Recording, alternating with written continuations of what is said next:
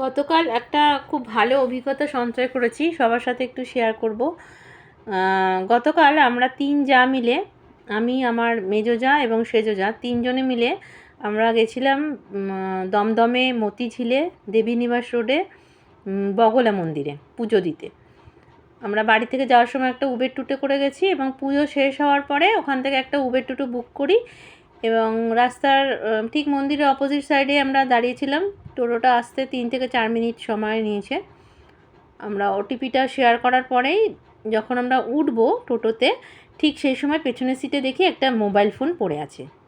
তো আমরা প্রশ্ন করি যে আমি আর আমার সেজুজা দুজনে একসাথে দেখি ব্যাপারটা এবং আমরা প্রশ্ন করি যে ফোনটা কি আপনার? ড্রাইভারকে, যিনি চালক ছিলেন। বললো না। বললো তাহলে হয়তো যিনি যাদেরকে ছাড়লাম তাদের।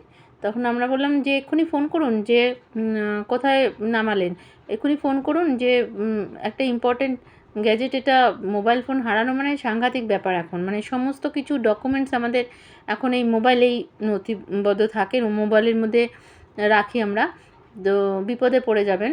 তখন বলল যে এরকম ফোন করা যাবে না ওই নাম্বারে, ওটা হয় না, আমাদের বুকিং নাম্বার যেটা আছে সেখানে ফোন করা যাবে না। তখন আমরা বললাম তাহলে কোথায় ছেড়েছেন? তখন বললো জনকল্যাণে।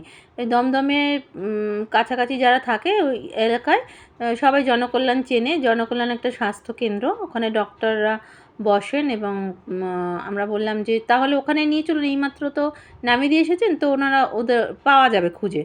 তখন বললো আপনাদের অসুবিধা হবে না, দেরি হয়ে যাবে না? তখন আমরা বললাম না, একটু দেরি হবে না, আপনি নিয়ে চলুন আগে। যদি আমরা এটা ওনাদের হাতে পৌঁছে দিতে পারি তাহলে সেটা আগে দরকার, জরুরি, এটা বাড়ি আমরা যেতে পারবো, একটু দেরি হলে অসুবিধা নেই।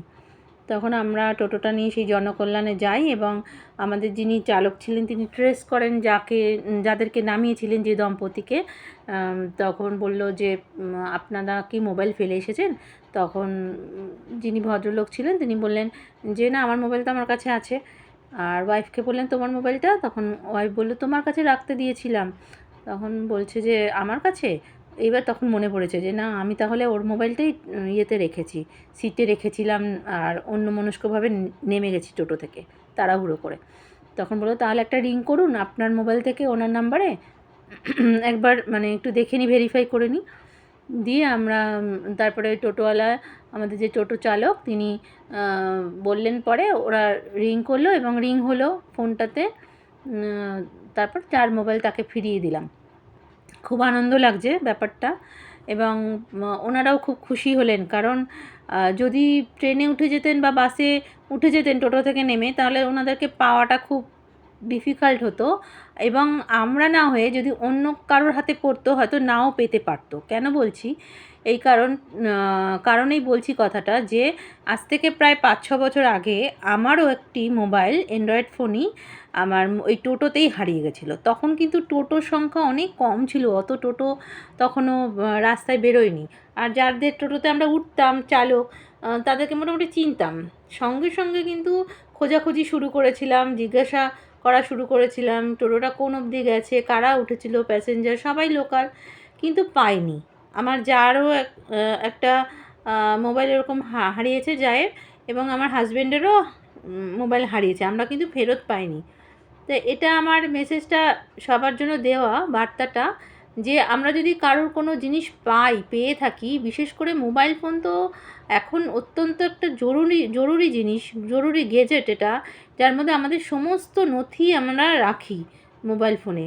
তো কাইন্ডলি যারা যদি আমরা পাই, অবশ্যই মানবিকতার খাতিরে আমরা যেন একটু চেষ্টা করলে কিন্তু ফিরিয়ে দিতে পারি যার মোবাইল তাকে, বা যার কোনো জিনিস আমরা খুঁজে পেলাম আমরা কিন্তু দিতে পারি, কিন্তু আমরা অনেক সময় দেই না। হ্যাঁ, এটা করাটা ঠিক নয়। তো সবাই যদি এরকম মানসিকতা নিয়ে আমরা চলতে পারি তাহলে সমাজটা কত সুন্দর হয়ে যায়। আর এই যে খুশি, হারানো জিনিস ফিরে পাওয়া, এটা কিন্তু খুব মানে একটা হার্ট টাচি ব্যাপার। মানে আমাদেরও ভালো লাগছে, এত আনন্দ লাগছে, তাই শেয়ার করলাম। আর এই যে আমরা হারিয়েছি মোবাইল, এই দুঃখ কিন্তু আমরা এখনও ভুলতে পারিনি।